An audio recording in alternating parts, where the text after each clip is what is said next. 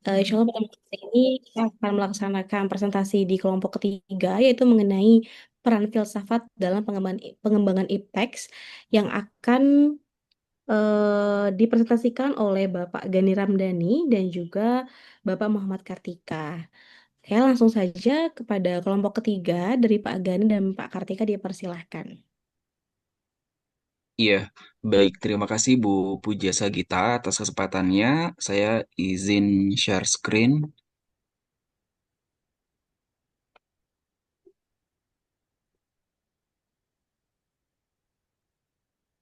Ya, apakah screen saya sudah terlihat, Bapak Ibu? Oke, Aman, Pak, sudah sudah. kelihatan, Pak. Sudah. Iya, baik.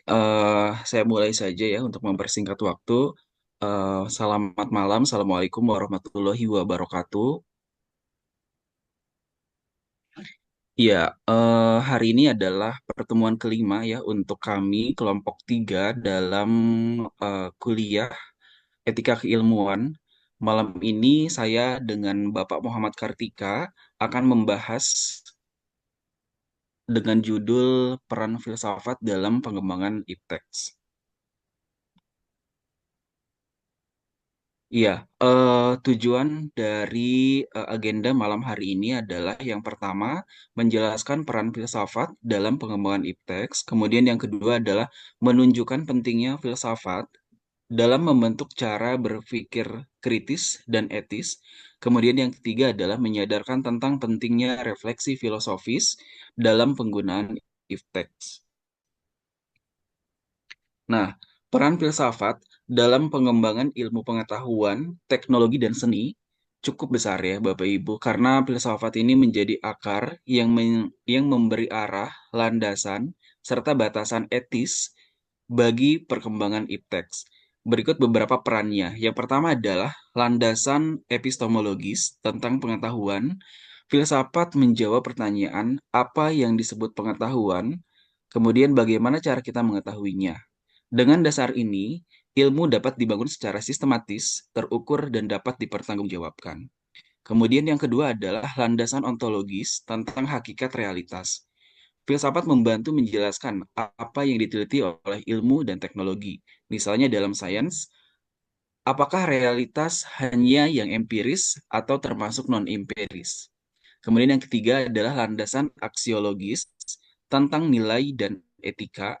Filsafat memberi kerangka tentang untuk apa IPTEX dikembangkan. Tanpa filsafat, IPTEX bisa maju secara teknis tapi lepas dari kemanusiaan. Misalnya penyalahgunaan AI serta biologis. Ini mungkin nanti contoh-contohnya nanti akan kita bahas lebih detail kembali. Kemudian yang keempat adalah kritis dan reflektif. Filsafat mengajarkan sikap kritis terhadap pengetahuan yang ada. Apakah teori tertentu masih relevan? Apakah ada bias dalam metode penelitian? Kemudian hal ini juga mencegah IPTEX menjadi dogmatis dan mendorong inovasi. Kemudian yang kelima adalah mengintegrasikan ilmu, teknologi, dan seni. Filsafat juga membantu melihat IPTEX secara menyeluruh, bukan terpisah-pisah. Misalnya, filsafat estetika mempengaruhi seni, filsafat ilmu mempengaruhi sains, dan etika teknologi mengarahkan perkembangan teknologi agar berpihak kepada manusia. Yang keenam adalah mengarahkan orientasi pada masa depan. Filsafat memberi visi tentang apa arti kemajuan dan kemana IFTEK harus menuju, agar tidak sekedar mengejar efisiensi, tetapi juga keberlanjutan, keadilan, dan kemanusiaan. Nah, peran filsafat. Filsafat sebagai dasar epistemologis IPTEX, filsafat khususnya dalam cabang epistemologi berperan dalam menjawab pertanyaan tentang sumber, batas, dan kebenaran pengetahuan. Melalui filsafat, ilmu pengetahuan tidak hanya dilihat sebagai akumulasi data, tetapi sebagai proses pencarian kebenaran yang memiliki metode dan prinsip yang dapat dipertanggungjawabkan secara logis dan rasional. Kemudian yang kedua adalah filsafat dan berpikir kritis dalam IPTEX.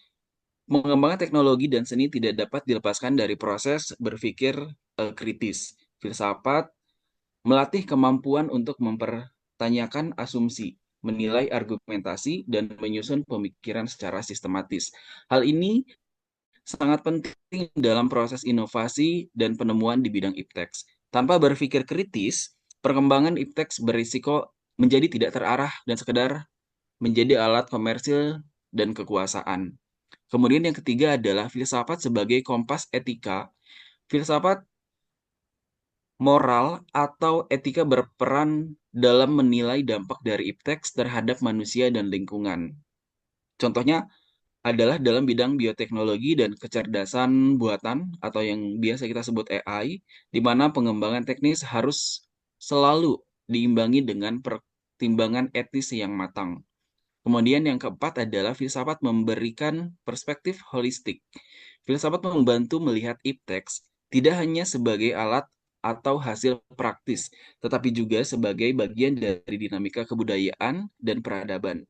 Filsafat teknologi, misalnya mengkaji bagaimana teknologi mengubah cara manusia berpikir, berperilaku, dan berinteraksi secara sosial. Kemudian yang selanjutnya adalah filsafat sebagai alat kritik sosial. Filsafat juga berperan sebagai alat kritik terhadap dampak sosial dan politik dari teks. Dengan filsafat, kita dapat mengevaluasi apakah pengembangan teknologi benar-benar membawa kemajuan bagi umat manusia atau justru menciptakan kesenjangan dan ketimpangan baru.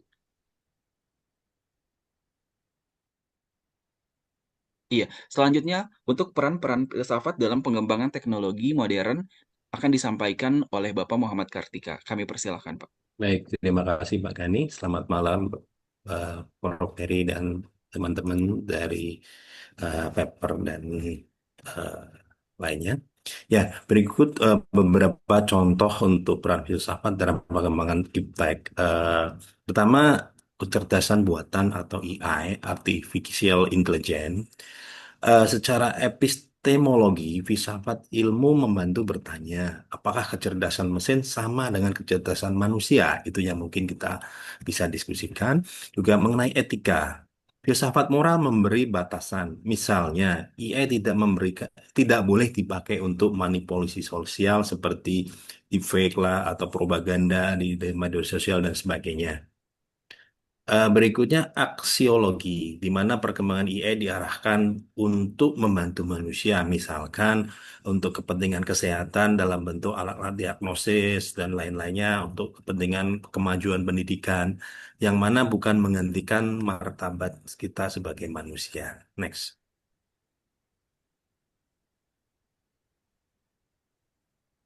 Ya, bioteknologi atau rekayasa genetika dan cloning juga bagian dari yang kita coba jelaskan di mana secara ontologi filsafat menelaah apakah organisme hasil rekayasa genetik itu masih alami atau sudah ada perubahan total.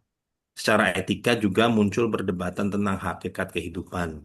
Bolehkah manusia mengubah DNA atau bahkan menciptakan makhluk baru?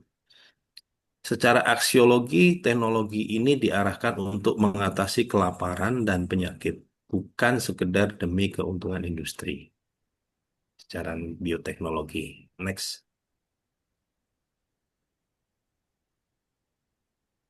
Ya, energi terbarukan dan lingkungan. Dari filsafat lingkungan, environmental psikologi, filosofi memberi dasar bahwa manusia bukan penguasa mutlak, namun bagian dari ekosistem. Secara aksiologi, perkembangan teknologi energi, misalkan energi surya, energi angin, hidrogen, dan lain-lainnya, diarahkan untuk berkelanjutan, bukan sekedar eksploitasi alam. Secara etika, dengan membatasi penggunaan teknologi yang merusak, misalkan eksplorasi tambang batu bara, tambang nuklir, dan yang mana tanpa pengolahan limbah yang terkontrol, itu juga akan membuat kerusakan alam. Next.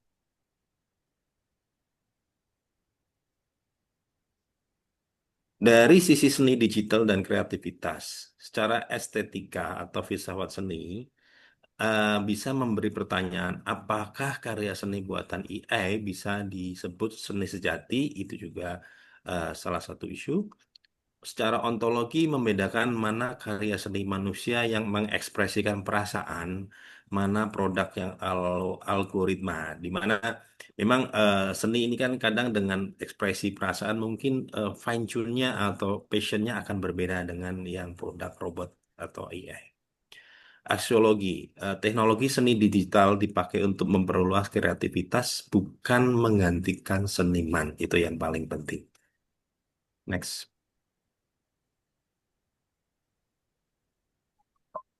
Ya, Pak Gani mungkin mau memberikan conclusion. Iya, iya.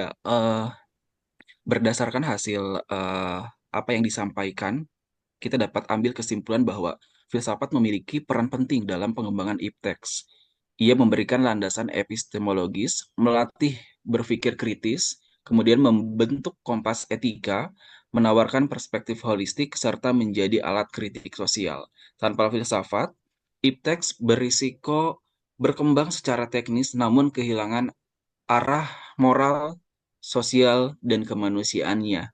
Jadi filsafat hadir sebagai penjaga arah dan nilai, memastikan perkembangan iptek tidak hanya maju secara teknis, tapi juga bermakna manusiawi dan berkelanjutan. Demikian presentasi dari kami, kelompok 3. Kami kembalikan ke moderator, Ibu Puja, dipersilahkan. Baik, terima kasih banyak atas pemaparan materi mengenai peran filsafat dan pengembangan ipteks dari Pak Gani dan juga Pak Kartika. Untuk selanjutnya yaitu diperkenalkan untuk setiap kelompok untuk memberikan tanggapan apa yang telah disampaikan oleh Pak Gani dan juga Pak Kartika. Kita mulai dari kelompok satu yaitu ada Pak Narotama dan Pak Malvin. Dipersilahkan.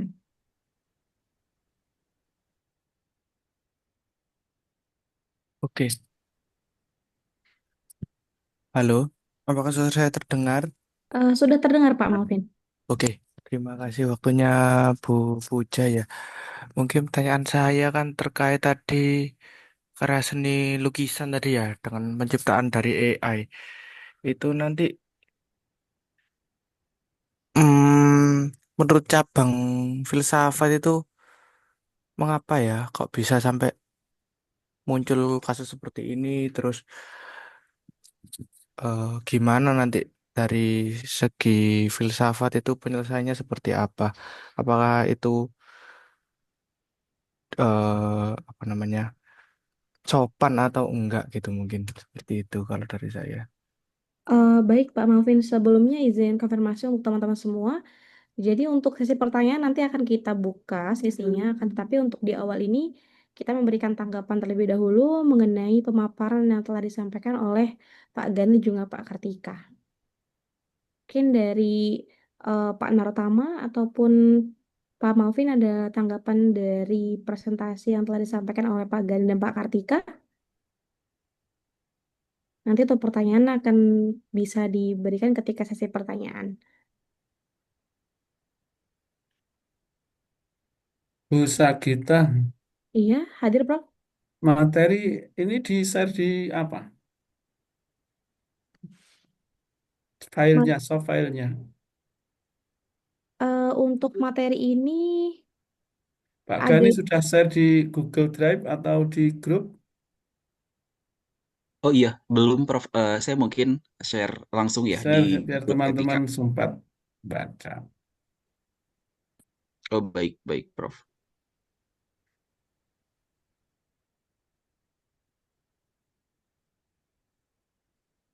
Oke, mungkin tanggapan dari saya mewakili mungkin sama Mas Narutama juga ya sebagai kelompok. Eh, Mungkin perkembangan filsafat dengan peran filsafat dalam teknologi modern ini kan perlu juga ya kita perlukan ya. Pemaparannya dari Pak Gani, dari Pak Kartika ini menurut saya keren banget sih.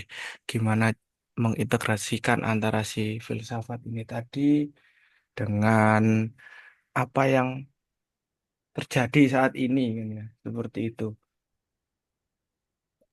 oke baik Pak Terutama Malvin. di bagian AI ya kan saat ini kita lagi booming banget nih terkait AI apalagi ya. Itu mungkin sangat relevan sih dengan pertemuan kali ini juga. Terima kasih Bu Uja. Baik, terima kasih. Tanggapannya dari kelompok satu diwakilkan oleh Pak Malvin. Dipersilakan untuk kelompok 2 ada Pak Surya Suganda dan juga Pak Jimmy.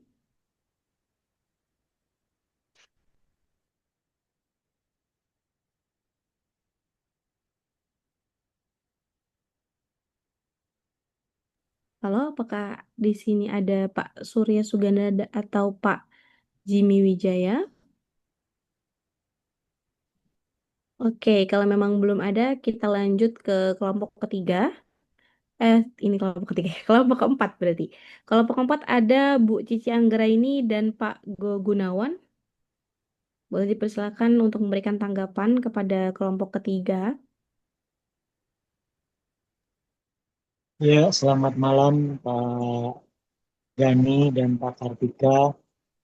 Presentasinya sangat menarik dan eh, memberi terutama yang fungsi filsafat sebagai eh, menjaga agar perkembangan iptek itu tetap manusiawi,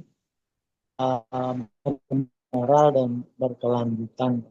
Bagi saya sih itu yang luar biasa. Terima kasih. Baik, terima kasih tanggapannya dari kelompok keempat. Selanjutnya dari kelompok 5 ada Pak Agus dan juga Pak Nizar. Dipersilakan memberikan tanggapan. Terima kasih waktunya Bu Puja, untuk Pak Gani dan Pak Kartika untuk presentasinya sangat bagus sekali ya. Di sini tadi juga saya mungkin bisa saya tangkap bahwa filsafat itu sangat berperan dalam pengembangan iptek ya dengan menyediakan landasan filosofis sehingga mendorong pemikiran kritis dan etika serta memberikan panduan untuk menguji dan mengkonstruksi teori ilmiah. Tadi juga disebutkan oleh Pak Kartika bahwa filsafat membantu memastikan bahwa kemajuan teknologi seperti apa IE terus tidak hanya efisien tetapi juga berkelanjutan. Bertanggung jawab gimana caranya agar ini untuk program buatan ini juga bisa tidak semau gue seperti itu. Jadi dia ada tanggung jawab etika juga di situ dan bermanfaat bagi manusia. Mungkin untuk presentasinya sangat bagus Ibu. Mungkin itu dari kami dari kelompok 5. Terima kasih. Baik, terima kasih atas tanggapannya dari kelompok kelima. Selanjutnya diberikan tanggapan oleh kelompok 6 ada Pak Gersom Ari. Dipersilakan.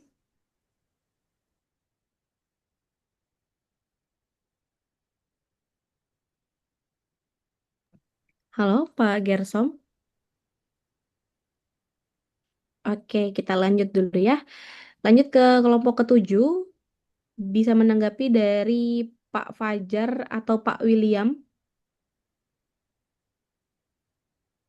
Dipersilakan untuk memberikan tanggapan untuk kelompok ketiga. Baik. Sementara ini belum ada. Mungkin kalau nanti ada sesi pertanyaan mungkin ada, tapi yang dibahas tadi sudah sangat luas soalnya. Terima kasih.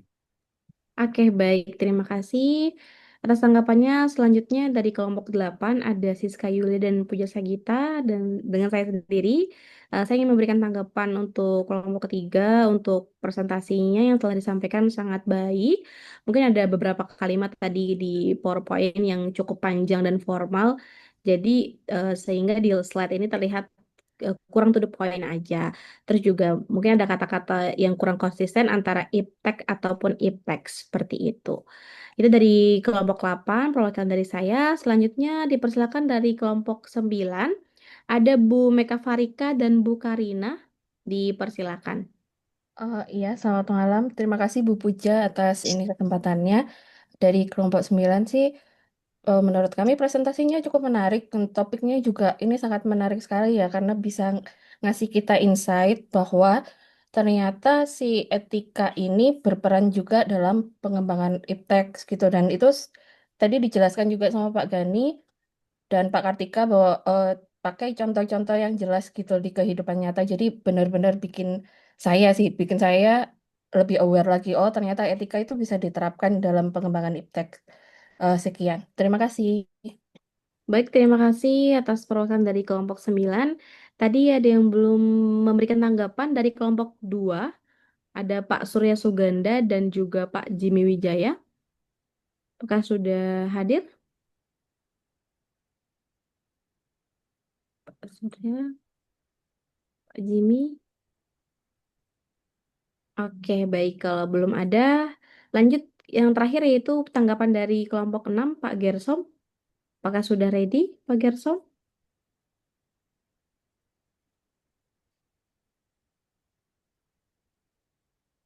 Oke, kalau memang belum ada, kita cukupkan terlebih dahulu untuk sesi tanggapan pemaparan dari kelompok ketiga mengenai peran filsafat dalam pengembangan ipteks yang tadi sudah disampaikan oleh Bapak Kartika dan juga Pak Gani. Untuk selanjutnya kita buka sesi tanya jawab. Dipersilakan bagi teman-teman semua, Bapak Ibu yang ingin bertanya untuk kelompok ketiga, dipersilahkan.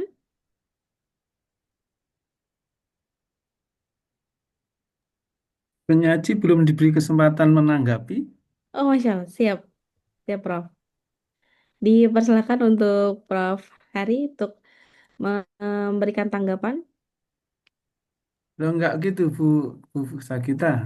Setelah masing-masing kelompok menanggapi, nah diberi kesempatan penyaji memberi tanggapan atas Oh, tanggapan tadi. punya. Baik, baik, baik, Prof. Siap. Oke, baik.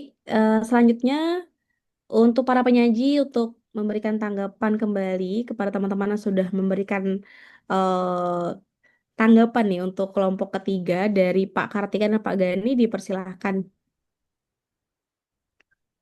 Iya, dari saya dulu, Pak Kartika dulu, silakan Pak. Silakan Pak Gani. Iya, eh sebelumnya terima kasih Bapak Ibu atas feedbacknya untuk kami ya dalam penyusunan materi pada malam hari ini. Beberapa masukan tadi eh, sangat kami catat gitu ya untuk menjadi perbaikan di presentasi-presentasi selanjutnya. eh Begitu mungkin dari saya. Jika ada tambahan dari Pak Kartika, Ya, silakan Pak. baik. Ya, terima kasih dari rekan-rekan semuanya. Ya, secara insight maupun feedback ya. Intinya ini pembelajaran buat kita juga. Kita dalam tahap belajar juga, sama-sama belajar ya, dari beberapa masukan tersebut. Tetap itu kita akan coba improve untuk ke depannya. Terima kasih.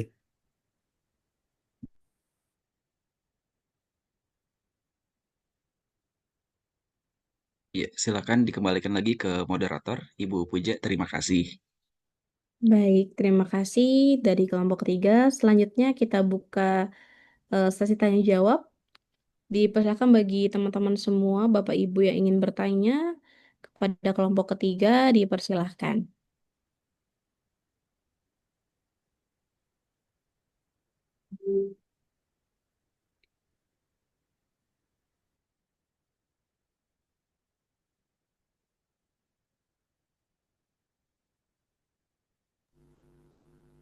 Ya, selamat malam Pak Kartika, Pak Gani. Selamat malam, Bu. Ya, selamat Iya, malam Bu Rika. oke, saya tertarik sekali ini Pak terkait peran filsafat dalam rekayasa genetik dan cloning, terutama untuk item. Oh, maaf, maaf. Untuk gini Pak, saya ulangi lagi untuk kecerdasan filsafat terkait AI ini Pak. Nah, saya tertarik sekali terkait AI ini di ilmu kesehatan. Seperti yang kita tahu, kalau kita ingin tahu kondisi darah, misalnya kolesterol, terus juga penyakit misalkan itu tipes, itu kita lewat tes darah, Pak. Nah, sekarang ini lagi dikembangkan itu kita hanya tahu biodata, resume medis. Nah, tiba-tiba masuk ke AI itu muncul summarize resume medis bahwa oh ya orang ini terkena tipes, terkena hepatitis, nah seperti itu. Nah ini apakah filsafat itu membangun AI kesehatan itu apakah mengarah dari hasil tes terakhir atau dia itu filsafatnya untuk arkeologi ini. Kenapa sih Pak kok bisa menyimpulkan oh ya langsung aplikasi itu bisa membaca resume seseorang bahwa oh ya dia diindikasi kena penyakit misalkan tipus seperti itu Pak. Terima kasih Pak Gani, Pak Kartika. Baik, terima kasih atas pertanyaannya dari Bu Meka Farika. Dipersilakan langsung dari kelompok ketiga untuk memberikan jawaban dari pertanyaan Bu Meka Farika. Iya, mungkin dari saya dulu, Pak Kartika ya. Iya, dalam eh, perkembangan teknologi di bidang biomedis gitu ya, Bu Rika. eh, AI ini mungkin membantu dalam proses menganalisa atau mendiagnosa dari suatu eh, penyakit gitu ya, sehingga para medis dapat dengan cepat atau dengan mudah mendapatkan informasi-informasi. Namun batasannya adalah bahwa data-data yang diterima dari hasil AI ini tentunya perlu diverifikasi atau divalidasi dengan apa eh, fungsi eh, apa filsafat ini adalah dari data yang sudah diterima hasil dari AI ini kemudian divalidasi, misalkan divalidasi dengan apa, misalkan dengan riwayat penyakit sebelumnya gitu ya, apakah masih relevan atau tidak gitu ya, sehingga sebenarnya saran saya mungkin tidak langsung diambil atau eh, ya diambil kesimpulan bahwa AI ini atau hasil diagnosa dari AI ini adalah penyakit yang sepenuhnya gitu, tapi tetap perlu mempertimbangkan riwayat yang sebelumnya terjadi gitu ya, sehingga apa rekam medis yang sudah diterima oleh dokter atau yang sudah ada sebelumnya itu bisa menjadikan parameter atau pertimbangan bahwa AI ini sudah membantu atau sehingga kesimpulan-kesimpulan bisa diambil oleh para medis itu tadi. Begitu mungkin itu apa barriernya gitu ya, atau itu batasannya antara mana hasil data dari AI kemudian mana yang perlu dilakukan oleh dokter atau para medis tersebut. Jika ada tambahan dari Pak Kartika, dipersilakan Pak. Ya, Bu Rika. Jadi memang sebenarnya mungkin AI itu saat ini hanya sebagai jembatan awal ya, Bu ya. Jadi mungkin Ibu tadi nanyakan, kok tiba-tiba dia tahu sih saya punya penyakit ini ya. Mungkin dari secara secara teknologi bahwa dengan memasukkan biodata, tentunya si komputer tadi akan lari ke data terakhir yang pernah mungkin dia diperiksa, dapat data rekam medis dari rumah sakit tertentu. Dari situ secara apa dengan perbedaan kondisi biodata, berat badan misalkan, terus kondisi klon-klon yang ada saat ini, dia akan memergerkan historical data tadi dengan itu akhirnya menjadi data seolah data perbaikan dari AI. Tapi kembali lagi kan di awal filsafat ini kan hanya istilahnya sebagai kontrol ya, kontrol untuk memastikan kita tidak boleh percaya 100% AI. Jadi itu hanya sebagai jembatan awal, namun dari data itu apabila kita ragu-ragu, udah pasti kita tetap harus ke dokter atau ke yang ahlinya menggunakan alat-alat medis yang sudah lebih tentunya lebih lengkap dibanding dengan analisa AI, Bu. Jadi itu hanya sebagai jembatan awal kalau menurut saya. Itu aja sih, Bu. Mungkin itu analisa kami yang masih cetek nih, Bu. Nah, kita masih belajar. Terima kasih. Baik, terima kasih atas tanggapannya dari kelompok tiga. Dikembalikan kepada Bu Meka Farika, bagaimana Bu?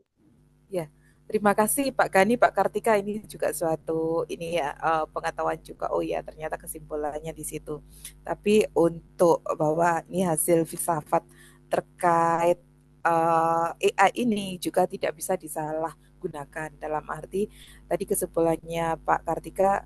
Oh, itu hanya untuk referensi saja. Untuk hasil akuratnya silakan sesuai prosedur menggunakan hasil lab seperti itu ya Pak Kartika. Terima kasih Pak, moga-moga untuk dokter-dokter prakteknya tidak menggunakan AI ini sebagai kesimpulan akhir, Betul, sebagai betul. destinasi, sebagai keputusan, tapi hanya sebagai reference. Nah, kenyataannya sekarang ini Pak, dokter-dokter itu untuk menarik cepatnya pasien yang datang, oh ini kayak jadi kayak dia itu kayak ini Pak, beberapa tidak semuanya, tapi dengan AI ini sudah nggak usah tes darah dulu. Ini saya lihat kondisinya pasien, kemudian menyimpulkan dengan AI, dia akan mengeluarkan resep Pak, seperti itu. Ya ini yang harus disikapi supaya tidak disalahgunakan. Terima kasih Pak Gani, Pak Kartika, Bu Puja, terima kasih Prof. Heri. Terima kasih. Baik, terima kasih atas pertanyaan dari Bu Meka Farika. Dipersilakan kepada Bapak Ibu yang lain jika ada yang ingin tanyakan disampaikan. Tadi ada Pak Malvin ya Pak. Di awal tadi sudah memberikan pertanyaan. Boleh diulangi Pak untuk pertanyaannya nanti langsung ditanggapi dari kelompok ketiga. Oke, baik. Terima kasih waktunya Bu Puja ya. Izin bertanya pada kelompok 3 ya ini, Pak Gani sama Betul. Kartika. Oke, oke. Mungkin saya tadi tertarik ya sama yang namanya AI di karya seni tadi kan ya. Itu kan cukup unik kan ya, karena kan sebuah language model sebenarnya kan AI itu kan LLM ya, large language model. Jadi dia itu sebuah kita kan menghimpun seluruh data kita nanti di situ untuk dijadikan hasil. Nah, kebetulan kan sebuah karya ini kan masuk dalam hasil pemikiran seseorang ya, dari cara mereka melihat sesuatu, lalu cara mereka berpikir, itu kan tertuangkan dalam sebuah karya seperti sebuah budaya misalkan ya. Itu kan dituangkan seorang seniman untuk menjadi sebuah karya. Nah, saat ini kan seluruh karya seni yang ada di internet itu kan dijadikan satu tanpa mungkin ada yang izin, ada yang nggak menggunakan izin itu dibuat sebagai learning dari si AI-nya. Jadi si AI ini belajar dari seluruh gambar yang ada di internet, meskipun itu hmm, mungkin si pembuat AI-nya itu izin ke pembuat karya seninya ataupun enggak, itu kan AI ini kan tetap belajar keseluruhan karya seni yang ada di dunia ini yang dimasukkan ke dalam internet. Nah, menurut filsafat estetika itu apakah itu diperbolehkan? Yang pertama. Lalu yang kedua itu apakah hal itu pantas disebut sebagai karya seni? Karena kan itu hanyalah, kalau menurut saya kan karya seni dari AI itu kan karya seni yang comot-comot ya. Jadi sedikit referensi mungkin dari Van Gogh, mungkin dari eh, penanggapan Raden Salih atau bagaimana seperti itu. Mungkin pertanyaan saya kan cukup seru ya kalau mungkin di diskusi sama teman-teman mungkin. Oke, terima kasih atas waktunya Bu Puja, Pak Gani sama Pak Kartika. Baik, terima kasih pada Pak Malvin atas pertanyaannya. Boleh langsung ditanggapi dari kelompok ketiga. Dipersilakan dari Pak Kartika ataupun Pak Gani. Baik, terima kasih Pak Malvin. Iya, Pak Malvin sepertinya eh, eh, apa ini? Hobi seni ya. Nah, saya juga memang agak menanggapi bang, apa istilahnya dari AI tadi ya, seperti contoh yang tadi disampaikan untuk karya lukisan, misalkan dan Van Gogh, apalagi Van Gogh combine dengan Raden Salah itu jadinya seperti apa gitu ya Pak kan nih, Pak Malvin ya. Ya, tapi ya kembali lagi sebagaimana di awal presentasi kami bahwa filsafat atau di mana terbagi dalam beberapa culture misalkan itu pun ada semacam etika, ada semacam kontrol yang lain-lainnya ya, yang mana sudah pasti berbeda sekali klasternya antara pure seni yang menggunakan perasaan dari hasil karya seseorang, dari maestro dan lain-lainnya. Tentunya tingkat hasil dan ininya berbeda dengan AI. Dan saya yakin dalam kompetisi pun akan diklasterkan tersendiri.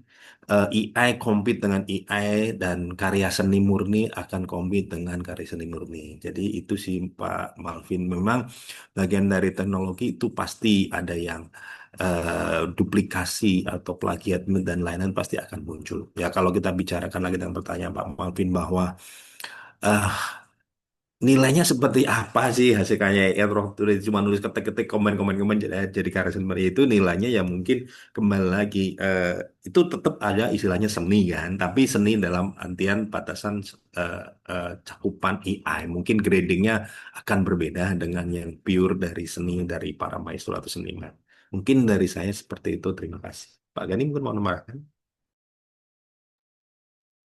Iya, menambahkan mungkin ya, karena biasanya kan kalau seniman itu mengeluarkan karyanya gitu ya, baik itu lagu, baik itu misalkan lukisan atau apapun itu yang dibilang seni atau yang disebut seni, idealnya memang dikeluarkan berdasarkan inspirasi atau mungkin perasaannya gitu ya. Nah, sedangkan mungkin dalam kasus ini adalah dari AI, ini ya seni itu atau mungkin karya itu keluar tapi tidak tidak didasari dari hati atau dari inspirasi siapapun gitu ya.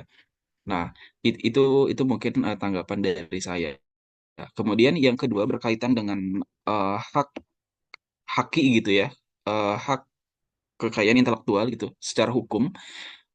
Apabila eh, hasil karya ini dari AI, nah ini eh, masih sangat dipertanyakan gitu ya, apakah nantinya eh, bisa dianggap sebagai hak kekayaan intelektual dari seseorang atau seperti apa gitu. Ini mungkin sangat topik yang sangat asik untuk didiskusikan gitu sih.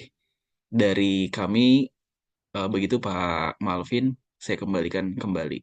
Terima kasih. Baik, terima kasih atas tanggapannya dari kelompok ketiga.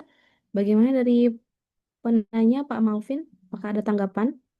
Ya mungkin anggapannya mungkin tadi Pak Kartika ya mungkin kan tadi di clustering antara si eh, karya dari si AI dan karya dari maestro tadi maestro tadi ya Pak Kartika ya. Jadi sebuah karya yang dibuat oleh manusia itu seakan-akan itu beda level di atas dari si AI itu tadi. Jadi kita clustering agar si karya seni ini punya value. Jadi manusia kan berdasarkan inspirasi tadi ya disebutkan sama Pak Kani tadi pembuatan karya seni berdasarkan inspirasi dari setiap insan manusia itu sendiri. Jadi kalau kita menggunakan AI, jadi kan ti- inspirasinya itu kan memang pertama luas, tapi nggak sehanes pembuatan dari manusia itu sendiri. Mungkin tanggapannya seperti itu, Bu Puja. Terima kasih. Baik, terima kasih Pak Malvin. Selanjutnya bagi Bapak Ibu yang ingin bertanya dipersilahkan.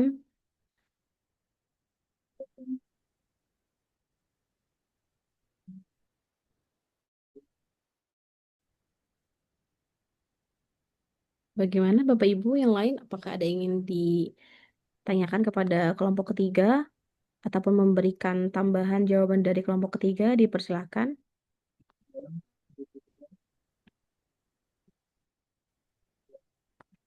Oke, baik. Kalau memang belum ada, eh, saya kembalikan kepada Prof. Heri.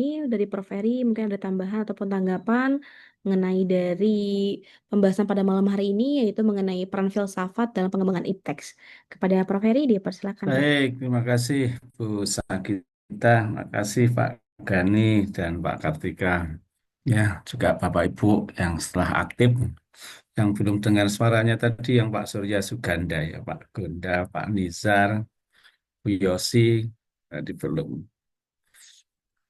Oke, Bapak Ibu materi ini sebenarnya sangat ya, sangat-sangat menarik. Kalau kita lihat evolusi Ya, dari era berburu ke era agraris, ke era industri, akhirnya ke era industri 4.0, ya.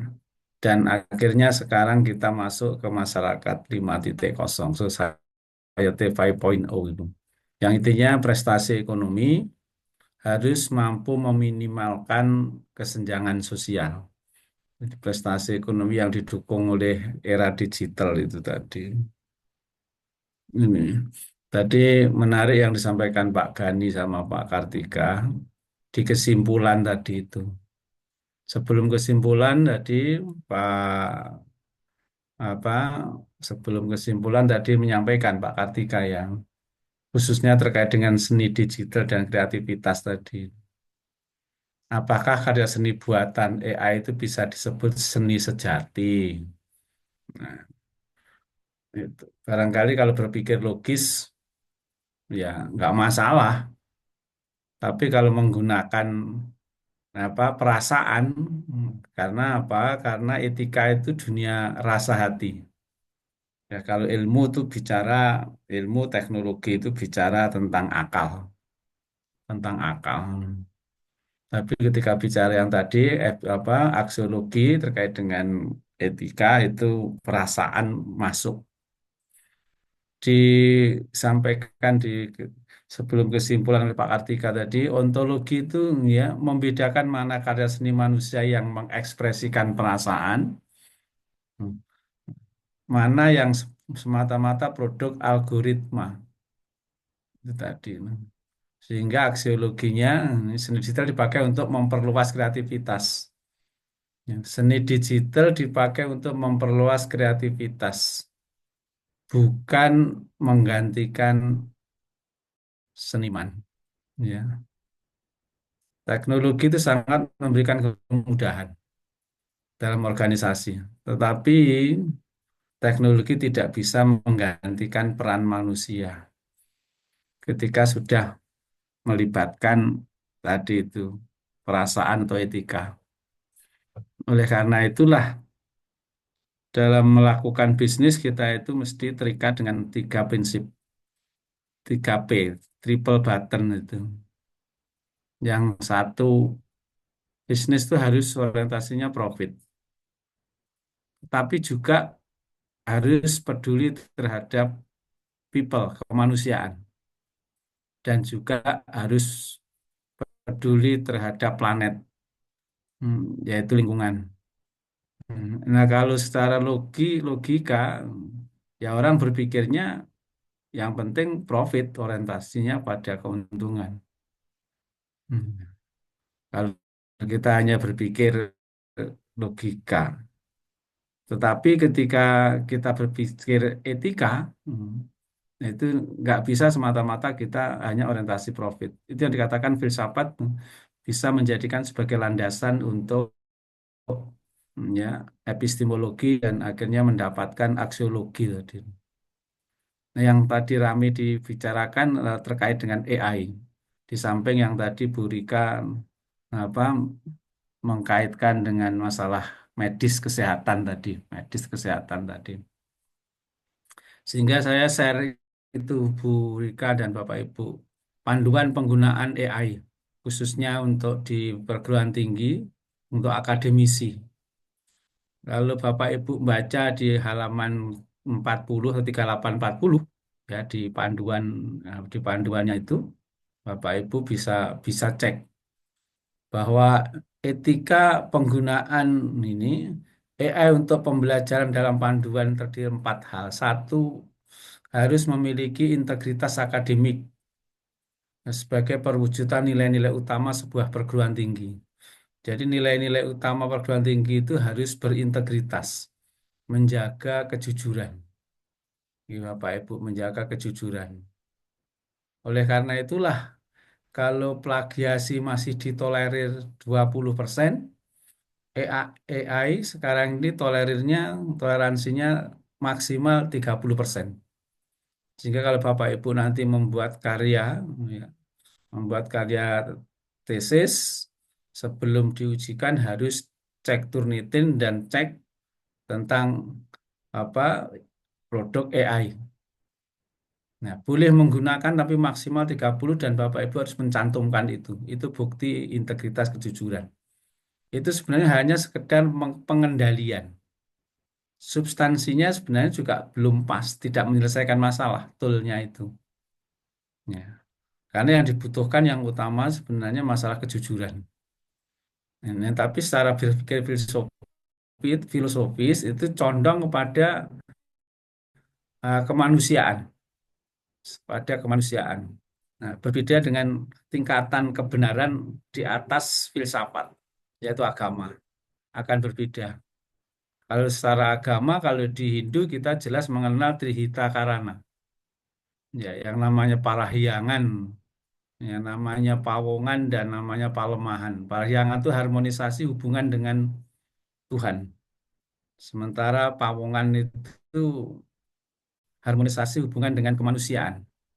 Dan palemahan itu harmonisasi dengan lingkungan yang tadi Pak Gani atau Pak Kartika menyampaikan tentang sustainability, keberlanjutan tadi. Ya, keberlanjutan tadi. Nah, kalau dalam agama Islam kita mengenal juga itu hablum minallah hablum minannas itu bahasa utamanya orientasilah ke akhirat. Lalu kemudian jangan lupakan bagianmu di dunia. Tadi sambung wa ahsin kama sanul ilaik. Berbuat baiklah kepada sesama dan janganlah engkau membuat kerusakan di muka bumi. Oleh karena itulah filsafat ini memberikan landasan bagaimana implikasi dan tujuan pengembangan iptek. Jangan sampai pengembangan iptek itu justru menghancurkan nilai-nilai kemanusiaan. Nah, nilai kemanusiaan. Oleh karena itu kembali lagi Bapak Ibu yang di panduan tadi ini, yang pertama menjunjung integritas. Yang kedua pengamanan dan perlindungan terhadap data yang dimiliki yang dimiliki yang potensi rentan terhadap risiko, kesetaraan dan dampak lingkungan. Bapak Ibu, ini di UM itu sekarang sudah berkali-kali diingatkan oleh bagian teknologi TIK untuk menjaga akun, menjaga data pribadi UMICID. Karena perkembangan teknologi yang sedemikian pesat, kalau tidak dibarengi dengan masalah integritas tadi, maka akan Nah, inilah yang filsafat memberikan landasan pijakan itu yang berpikir epistemologis.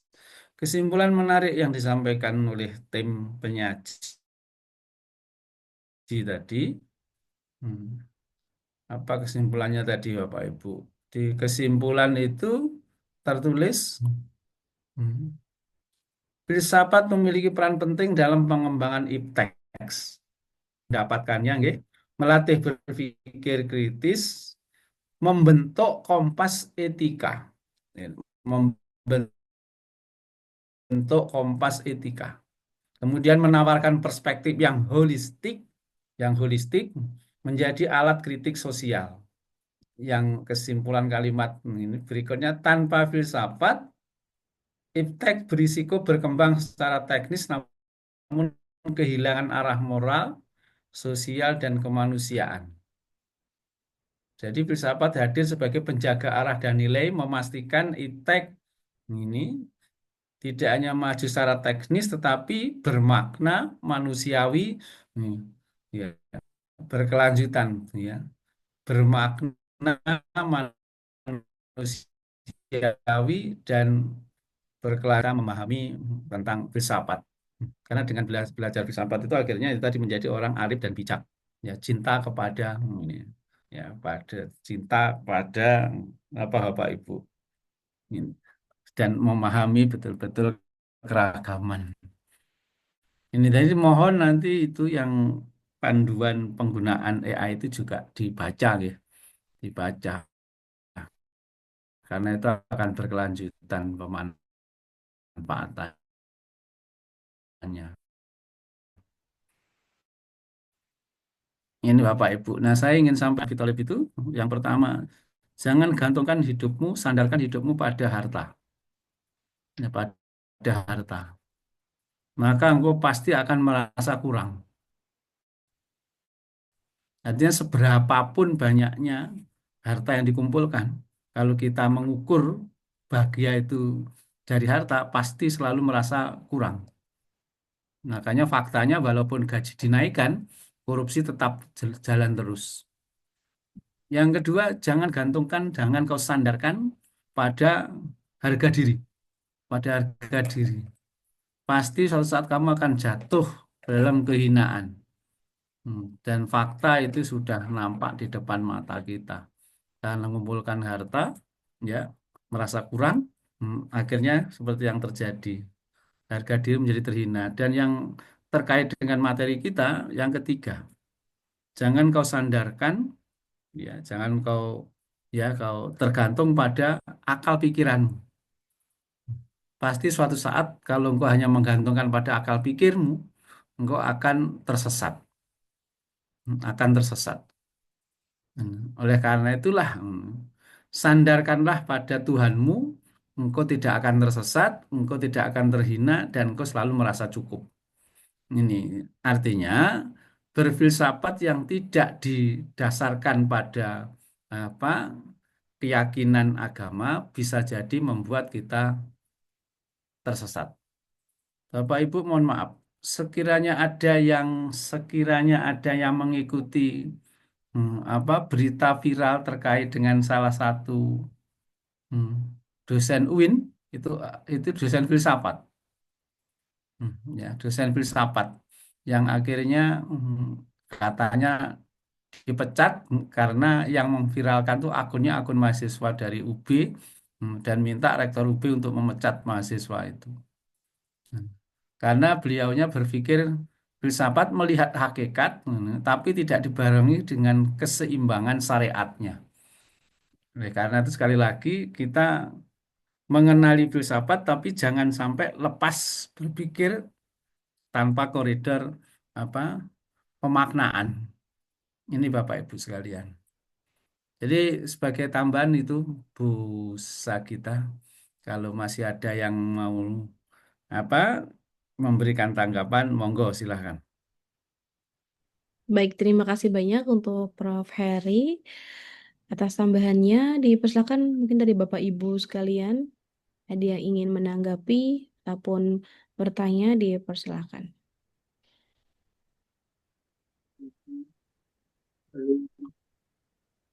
Pak Gun, Pak Gun mau memberi insight?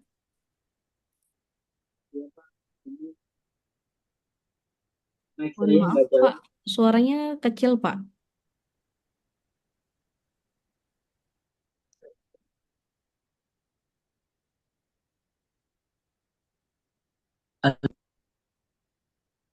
Halo, apa sudah dengar?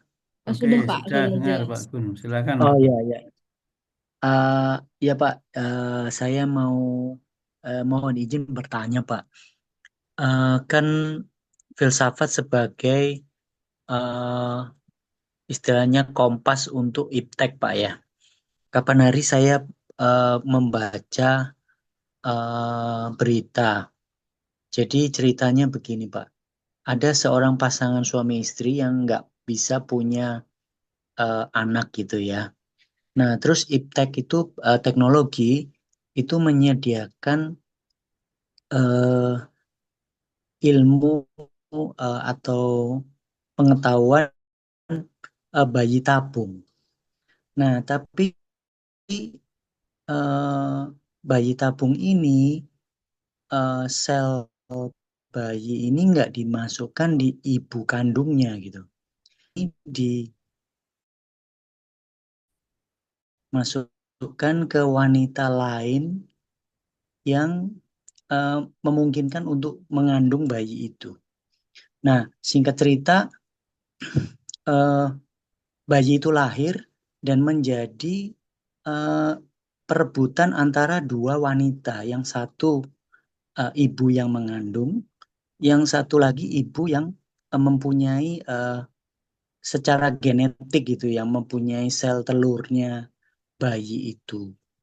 Nah, gimana dalam hal ini filsafat itu bisa menyelesaikan eh, masalah ini, Pak? Jadi secara moral siapa sebetulnya bayi ibu dari bayi ini, Pak?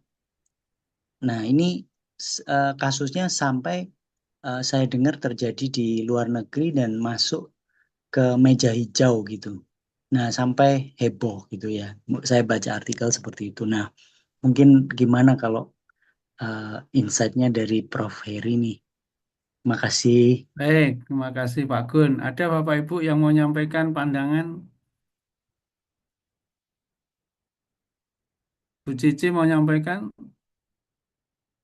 Bu Rika, Bu Sagita, yang ibu-ibu dulu. Bu Sari, menurut pandangan ibu-ibu gimana?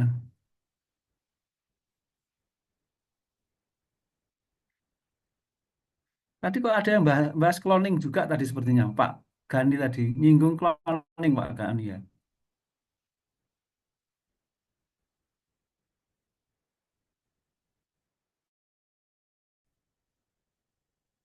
Oke, Bapak Ibu, kalau mohon maaf kalau saya melihat yang disampaikan oleh Pak Gun tadi ya, dari kepentingan filsafat mesti akan terjadi spekulasi.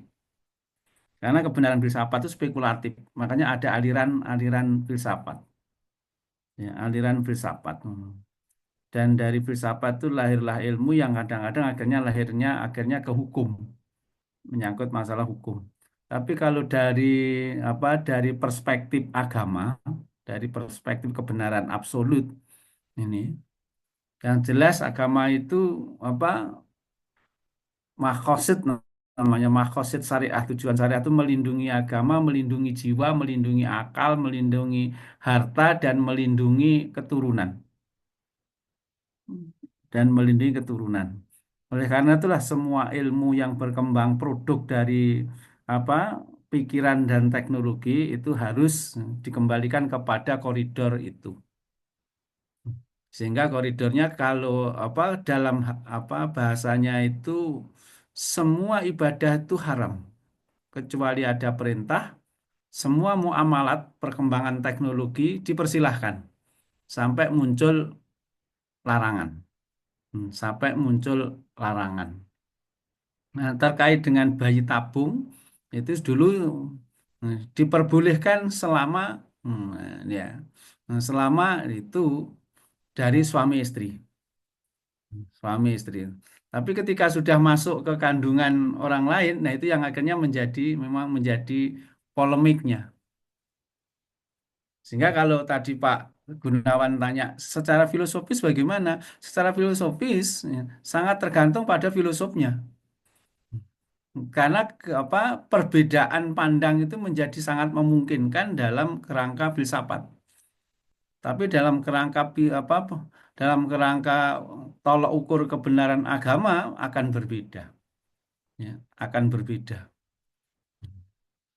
Sehingga ketika ternyata bayi ini lahir, akhirnya menjadi perebutan apakah ibu kandung, mana ibu kandungnya. Ya ibu kandungnya ya ibu yang mengandung. Tapi ibu gennya ya bapak ibunya yang betul-betul punya sperma itu kan gitu logikanya. Nah, kalau dalam Islam itu yang ada hmm, ibu kandung, ibu yang menyusui dan ibu yang mendidik. Makanya saudara sesusuan itu tidak boleh dinikah walaupun bukan saudara kandung. Itu kalau dalam perspektif koridor syariah agama Islam. Tapi kalau secara tadi tuh gen tadi kan otomatis gennya kan gen suami istri yang mempertemukan sperma itu. Tapi ketika dikandung oleh orang lain, nah akan akan beda mungkin ceritanya. Nah, ini yang saya tidak bisa menjelaskan secara konkret karena akhirnya masuknya wilayah ke wilayah hukum. Ya. Nah, hukum itu yang akan bersandar pada falsafah yang dipakai oleh negara yang bersangkutan. Hmm. Kan masing-masing negara akhirnya kan berbeda dalam penyikapan itu. Sama dengan LGBT kan, Pak. Ada negara yang membolehkan dan ada yang tidak. Nah, koridor hukumnya kan yang berlaku filosofisnya yang dipakai filosofis mereka. Ada berpikir yang liberal, ada berpikir yang sekuler, dan ada berpikir yang sosialis. Akan ke sana, Pak. Tapi kita membahas terkait dengan landasan bahwa filsafat itu memberikan landasan pada epistemologi yang akhirnya menghasilkan aksiologi. Dan sekali lagi kebenarannya menjadi kebenaran yang bersifat spekulatif. Oleh karena sama dengan produk dari filsafat itu teori. Dan teori itu pun akhirnya akan berkembang seiring dengan perkembangan waktu bisa kerelatifannya berubah-ubah. Paradigma berubah. Era sebelum digital dan era digital, paradigmanya dalam berbisnis, teori berbisnis artinya akhirnya menjadi berubah. Saya kira begitu Pak Gunawan. Monggo kalau Bapak Ibu ada yang mau menguatkan atau mau nambahkan. Pak Gersom, Pak Arif biasanya rajin Pak nyampaikan pandangan pendapat.